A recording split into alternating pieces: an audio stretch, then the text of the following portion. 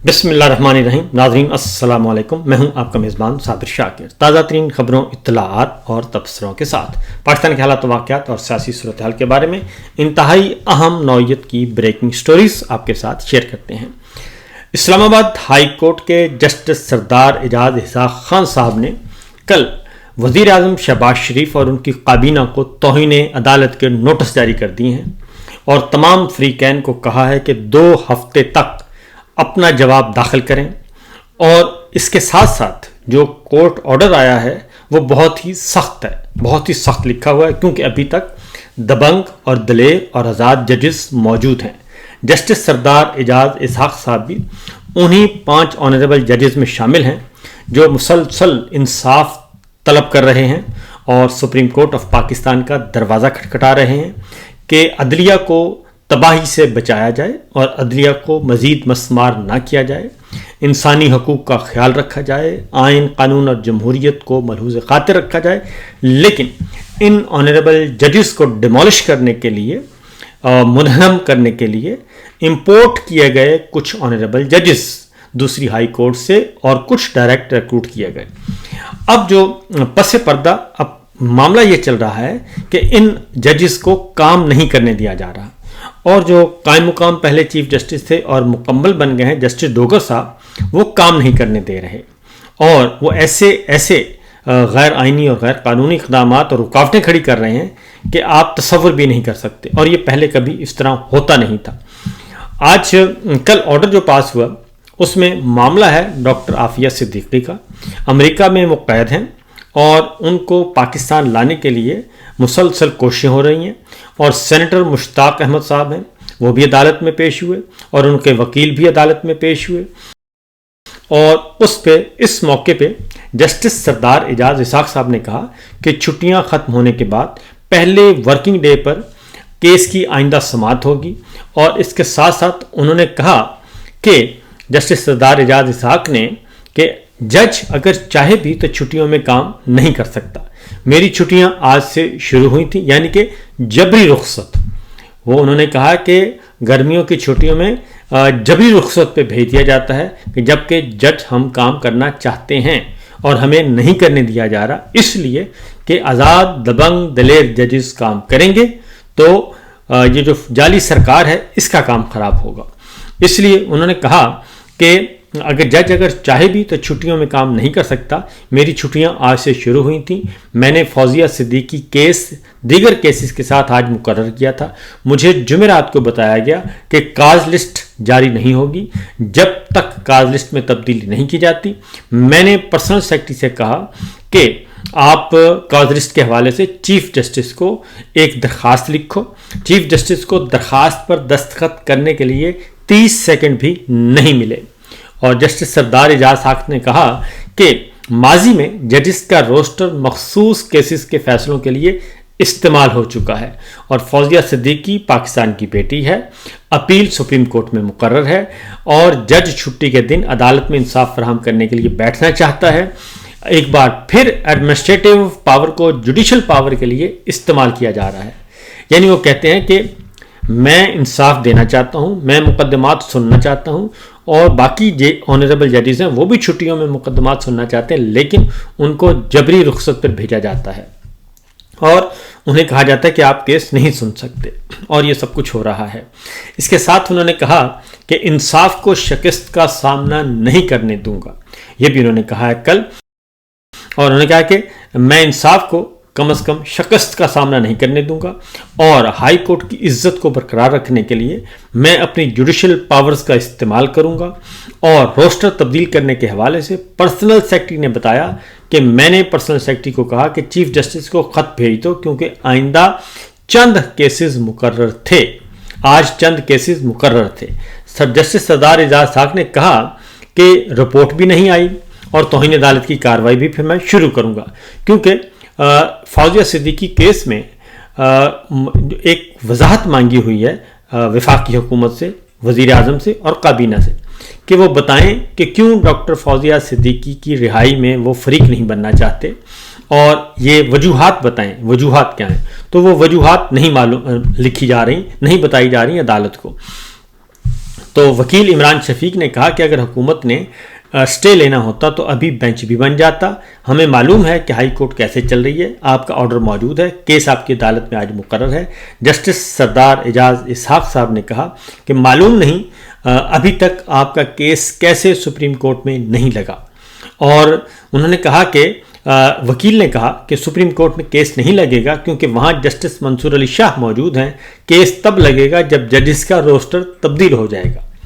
اور انہوں نے خاص طور پہ جسٹس سردار اعجاز اسحاق نے 3 صفحات کا تحریری حکم جاری کیا اور اس میں کہا کہ وفاقی حکومت نے عدالتی حکم کے باوجود وجوہات عدالت میں جمع نہیں کروائیں اور اسلام آباد ہائی کورٹ عدالت کے پاس وفاقی حکومت کو توہین عدالت کا نوٹس جاری کرنے کے علاوہ کوئی آپشن نہیں بچا. جسٹس سردار نے کہا کہ 26ویں ترمیم کے بعد اس ہائی کورٹ میں ڈیمولیشن اسکواڈ لایا گیا ہے. یعنی اس ہائی کورٹ میں اس عدالت کو منہدم کرنے کے لیے مسمار کرنے کے لیے باہر سے ڈیمولیشن اسکواڈ لایا گیا ہے. اور ہم نے انصاف کے ستونوں پر ایک کے بعد ایک حملہ دیکھا ہے. ان حملوں نے انصاف کے نظام کو بار بار زخمی کیا اور اسے تقریباً آخری سانسوں تک پہنچا دیا ہے. نظام انصاف پر حملوں کو آج ایک اور مثال سامنے آئی ہے. جسٹس سردار نے کہا کہ ہائی کورٹ کے ایک جج کے ذریعے انصاف کی فراہمی کو چیف جسٹس کے دفتر کے زیر انتظام ہفتہ وار روسٹر کے ذریعے کنٹرول کیا گیا اور صورتحال بیک وقت دل دہلا دینے والی اور مزاحیہ بھی ہے. اور انہوں نے کہا کہ ایک ایسا تضاد جو اس ہائی کورٹ کی اب پہچان بن چکا ہے. یہ آج کل کا ان کا سخت ترین آرڈر ہے اور یہ سخت ترین آرڈر لکھنے کی انہوں نے وجوہات بھی بنائی. وہی رہا ہے کہ یہ پاکستان کی تاریخ میں پہلے کبھی نہیں ہوا.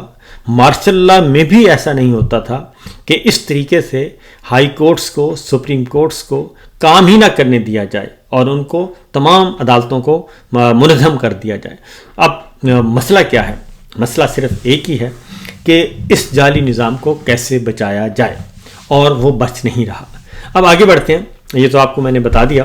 اب آگے بڑھتے ہیں جی ایک اور خبر کی طرف, کیونکہ غصہ نکال رہے ہیں عدلیہ پہ, غصہ نکال رہے ہیں میڈیا پہ, غصہ نکال رہے ہیں ڈیجیٹل میڈیا پہ, غصہ نکال رہے ہیں تاجروں پہ اور ان پہ غصہ نکال رہے ہیں اپوزیشن جماعتوں پہ کہ ہمیں کام نہیں, یہ لوگ ہمیں کام نہیں کرنے دیتے, یہ جعلی سرکار کہتی ہے.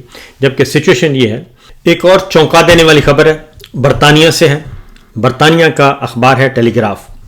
اس نے ایک رپورٹ سبمٹ کی ہے کہ برطانیہ میں گزشتہ 1 سال میں کتنے لوگوں نے سیاسی پناہ کے لیے درخواست دی ہے اور کس ملک کا نمبر سب سے زیادہ ہے.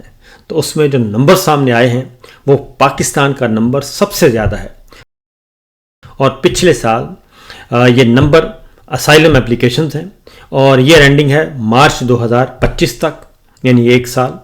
اور اس میں پاکستان سے 10,000 سے زیادہ نمبرز آئے ہیں, یعنی کہ 11,048 پاکستانیوں نے برطانیہ میں سیاسی پناہ کے لیے درخواست دی ہے. اور میں آگے جا کے بتاتا ہوں کہ سیاسی پناہ کے لیے درخواست کیوں دی جاتی ہے. افغانستان پاکستان کے بعد ہے. افغانستان سے 8,000 اپلیکیشنز آئی ہیں, یعنی کہ 8,000 افغانی جو ہیں وہ اسائلم کے لیے آئے ہیں. ایران کے 7,000 آئے ہیں اور بنگلہ دیش کے 7,000, شام کے 6,000 جہاں پہ جنگ لگی ہوئی تھی. اس کے بعد ایریٹریا اور اس میں 5,786. انڈیا میں 5,345 لوگ آئے ہیں انڈیا سے. سوڈان سے 5,056 لوگ آئے ہیں. یہ ٹیلی گراف کی رپورٹ ہے اور ٹیلی گراف کے مطابق پاکستان اس وقت ہائیسٹ نمبر پہ ہے, جہاں سے 11,000 سے زیادہ پاکستانیوں نے 1 سال میں درخواست دی ہے. اور اس سے آپ اندازہ کر سکتے ہیں کہ کیوں. اس لیے کہ وہاں پہ حالات اس قدر کر دیے گئے ہیں پریشان, اور لوگوں نے یہ برطانیہ میں پہنچنے کے لیے طریقہ کیا استعمال کیا ہے. انہوں نے جعلی دستاویزات بنائیں, جعلی دستاویزات, جعلی بینک سٹیٹمنٹس, جعلی جو ہیں وہ جو 2 نمبر دھندا کرتے ہیں یہ امیگریشن کا, ان کے ذریعے سے یہ سارا کام کیا اور کسی نہ کسی طریقے سے وہ برطانیہ پہنچے. اور جیسے ہی برطانیہ پہنچے انہوں نے فوراً سیاسی پناہ کی درخواست دے دی. یہ ہے پاکستان کی حالت زار. اس کے بعد ایک اور خبر ہے, وہ بھی ذرا آپ سنیے گا اور اپنے آپ کو پریشان مت کیجیے گا، کیونکہ یہ حکمران پریشان نہیں ہو رہے۔ گزشتہ 3 سالوں میں جب سے عمران خان صاحب کی حکومت کا تختہ الٹا گیا ہے، اور اس وقت سے لے کے آج تک، پہلے تھی امپورٹڈ سرکار، اس کے بعد ایکسٹینشن تھی کاکڑ سرکار، اور اس کے بعد اب ہے جعلی فارم 47 سرکار۔ ایک ہی تھالی کے یہ سارے وٹے چھٹے ہیں جی، اور ایک ہی تصویر کے 3 رخ ہیں۔ وہ شہباز شریف صاحب پہلے آئے، اس کے بعد کاکڑ سرکار آئی، اس کے بعد پھر شہباز شریف صاحب آ گئے۔ ان 3 برسوں میں 2 درجن سے زائد، یعنی کہ 24 سے زیادہ ملٹائی نیشنل کمپنیوں نے پاکستان سے اپنا کاروبار ختم کر دیا، یا پھر وہ اپنے آپریشنز میں بڑے پیمانے پر انہوں نے کمی کر دی ہے۔ اور یہ دنیا کی مشہور ترین کمپنیاں ہیں، ملٹائی نیشنل کمپنیاں ہیں، انٹرنیشنل جسے کہتے ہیں۔ اس میں بہت بڑے بڑے نام آتے ہیں جنہوں نے، اور یہ 24 سے زیادہ ہیں جنہوں نے پاکستان سے اپنا کاروبار سمیٹ لیا۔ اب یہ کہتے ہیں کہ رونا روتے ہیں کہ جناب پاکستان میں جھوٹ بولا جاتا ہے کہ پاکستان ترقی کر رہا ہے، معیشت بہت ترقی کر رہی ہے، سب کچھ کر رہا ہے۔ ایسا کچھ بھی نہیں ہے۔ اور پھر یہ کہتے ہیں کہ سرمایہ کاری پاکستان سے نہیں آ رہی۔ یہ جب 24 سے زیادہ ملٹائی نیشنل کمپنیاں پاکستان چھوڑ کر گئی ہیں، یا انہوں نے اپنا کاروبار سکیڑ لیا ہے، تو کیا خیال ہے کہ کسی کو نہیں بتاتے؟ یہ ساری چیزیں موجود ہوتی ہیں، ڈیٹا مرتب ہو رہا ہوتا ہے۔ تو جب پہلے سے موجود کمپنیاں جا رہی ہیں تو واپس کیوں نہیں آ رہی؟ اس لیے نہیں آ رہی، اور اس لیے جا رہی ہیں۔ اگلی بات بتا دوں کہ جو میں نے آپ کو پہلے خبر دی تھی عدلیہ کی، کیونکہ جہاں عدلیہ آزاد نہ ہو، انصاف نہ ہو، اور جہاں پہ انویسٹر کے رائٹس جو ہیں وہ محفوظ نہ ہوں، ان کے حقوق، ان کی انویسٹمنٹ کوئی تنازع ہوتا ہے تو عدالت میں جاتا ہے۔ تو جہاں جج ہی آپ نے اپنے بٹھا دیے اور پورے سسٹم کو کنٹرول کر لیا، تو وہاں کوئی کاروباری آدمی کیوں آئے گا، کیوں اپنی دولت لے کے وہ کرے گا؟ اسی لیے کل آرمی چیف سے تاجروں کی ملاقات ہوئی ہے۔ گو کہ یہ تاجر جو تھے یہ طوطے تھے، اور یہ مجھے معلوم ہے کہ یہ جب جاتے ہیں تو آرمی چیف کے سامنے یہ بولتے نہیں ہیں بلکہ صرف سنتے ہیں، اور یہ سن کے آ گئے اور اپنی حمایت کا یقین دلایا۔ لیکن یہ جب اس طرح کی میٹنگز ہوتی ہیں تو اس کا مطلب بڑا واضح ہوتا ہے کہ معاملات ٹھیک نہیں ہیں۔ اس کی وجہ یہ ہے کہ لاہور چیمبر بھی ملک گیر ہڑتال کر چکا ہے، کراچی چیمبر بھی کر چکا ہے، شٹر ڈاؤن کی بھی کال کی ہڑتال دی تھی انہوں نے، اور کچھ چیمبرز آف کامرس کو انہوں نے کلٹیویٹ کر لیا اور ان کو اپنے ساتھ ملا لیا۔ لیکن مجموعی طور پر جو صورتحال ہے وہ بہت ہی بھیانک ہے، صرف گھمبیر نہیں ہے بلکہ بھیانک ہے۔ اسی لیے یہ سارے کے معاملات ہیں، اور یہ رپورٹ ہے ایکسپریس ٹریبیون کی، اور مکمل طور پر ایک مفصل رپورٹ اس میں جاری کی گئی ہے، اور یہ فراز احمد صاحب کا پورا آرٹیکل ہے جس میں انہوں نے پوری تفصیل دے دی ہے کہ جناب ان کمپنیوں نے کاروبار آپ کا باہر لے کے چلے گئے ہیں۔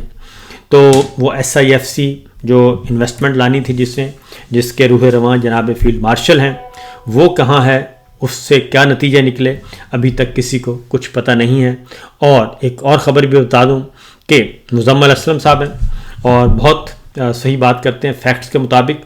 انہوں نے کہا ہے کہ کسی بھی ملک کی جو ترقی کا اظہار ہے وہ سرمایہ کاری کے حجم سے لگایا جا سکتا ہے، اور اس وقت سچویشن یہ ہے کہ پچھلے سال جو اس سال انویسٹمنٹ ہے بیرونی سرمایہ کاری، اس سال پچھلے سال سے بھی 8% کم ہے، اور پورے سال 1.8 ارب ڈالر رہی ہے۔ 1.8 ارب ڈالر یہ اونٹ کے منہ میں زیرہ بھی نہیں ہے۔